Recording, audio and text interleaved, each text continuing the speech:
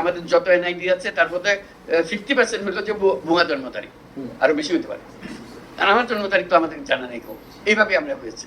আমাদের বেশিরভাগ স্কুল কলেজের শিক্ষকদের দায়িত্ব হলো, বিশেষ করে প্রাইমারি স্কুলে ম্যাট্রিক পরীক্ষার সময়, এখন এইচএসসি এসএসসি এগুলো, যে হেডমাস্টার জন্ম তারিখ বসে, এবং বেশিরভাগের জন্ম তারিখ হলো 1 জানুয়ারি। বাংলাদেশে যত 1 জানুয়ারিতে জন্মগ্রহণ করে, ওর পৃথিবীর কোনো দেশে এত জন্মগ্রহণ করে। আসলে ডাক্তার মোহাম্মদ ইউনূস স্যার সঠিকটাই বলছে। আমাদের দেশের 50%-এর উপরেই জন্ম তারিখ হলো ভুয়া, যার একমাত্র ক্রেডিট দিতে হবে আমাদের ক্লাস 9-এ যে রেজিস্ট্রেশনটা হয় এসএসসি পরীক্ষার জন্য, যে কেরানি স্যার বা হেডমাস্টার যে কাজগুলো করে তাদের এই ক্রেডিটটা।